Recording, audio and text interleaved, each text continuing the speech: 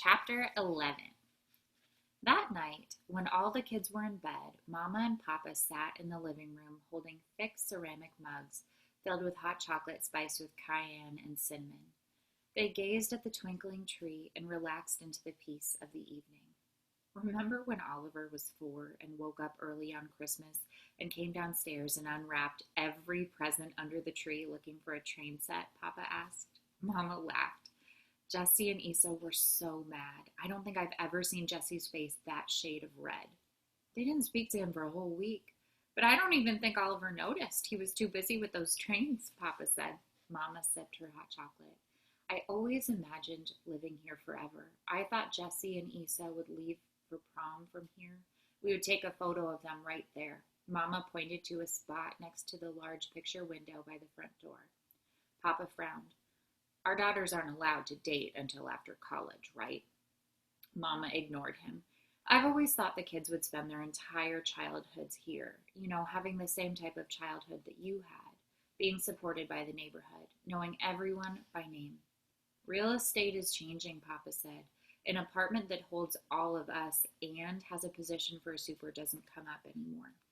What about rentals without a super position? Can we afford that? Mama asked.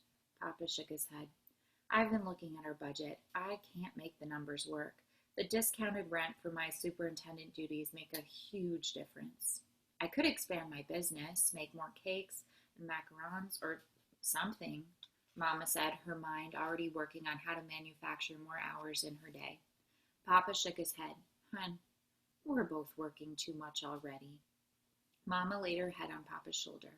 I hate to bring this up, but what about Ottenville? I'm sure my parents would be thrilled about that. There was a long pause.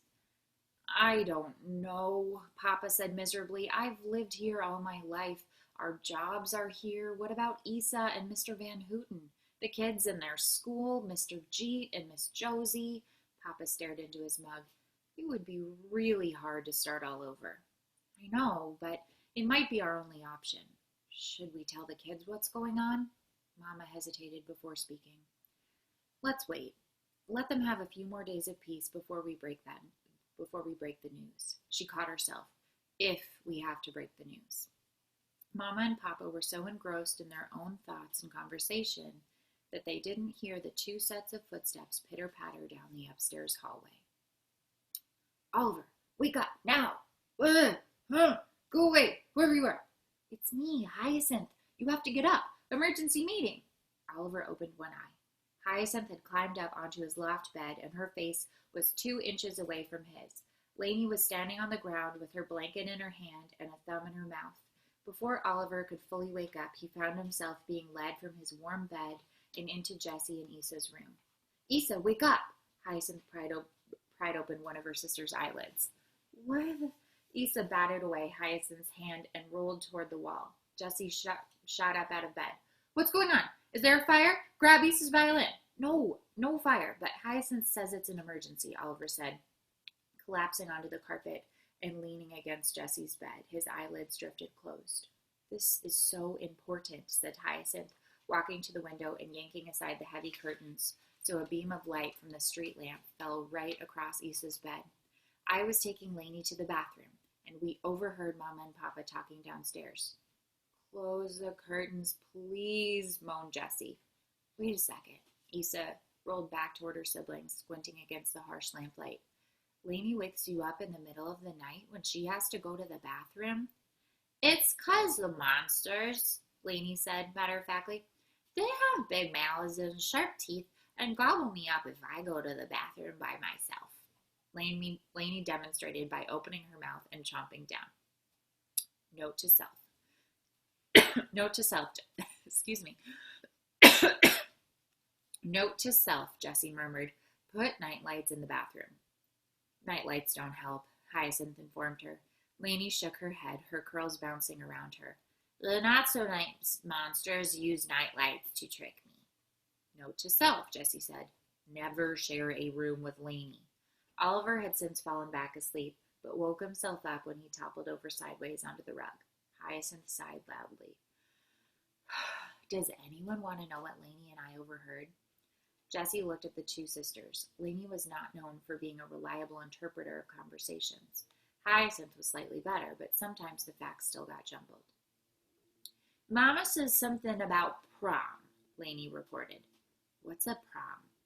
Suspicions confirmed. Unreliable witness, Jessie mumbled. Prom is like a million years away. She lay back down on her bed and pulled the comforter over her head.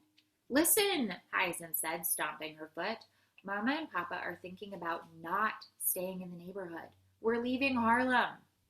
Isa, Jessie, and Oliver suddenly looked more awake. No way, Oliver said obstinately. Papa said we were going to stay in the neighborhood. I remember. Hyacinth shook her head. They said we have to move to Ottenville. What? That's crazy. Ottenville? That's like 4 hours away by car. We don't even have a car, Jessie said. Cars are expensive, Lainey notified them. Papa said that the apartments here cost too much, Hyacinth added. Isa crossed her arms. How would I get to my violin lessons with Mr. Van Houten if we lived in Ottenville? You would need a new violin teacher. Someone who lives in Ottenville, Jessie said. Impossible, said Isa. I can't have anyone teach me but Mr. Van Houten. Will Miss Josie and Mr. G come with us? Asked Lainey. Probably not, Isa said. They have family here in New York City. I don't think they know anyone in Ottenville. Well, they'll know us, Lainey said, pouting. We're family. It could be worse, said Isa. We could be going to, I don't know, Siberia or something. Jimmy L. doesn't live in Ottenville or Siberia, Oliver said. Franz hates Ottenville, Hyacinth informed her siblings. So many squirrels. Stupid Biederman, exclaimed Jessie. Oliver stood up. We still have 3 days to convince him. That's not that much, Jessie said. The probability of success went way down after I screwed up the last mission. No, Hyacinth corrected her. I screwed up the last mission. It doesn't matter, Isa interjected. We can still do this. I had a really great idea when we were walking to get the Christmas tree. Listen. The kids leaned forward as Isa shared her plan. Then they stayed up for another hour, making plans late into the night while the radiators puffed warmth around them. And that is the end of chapter 11.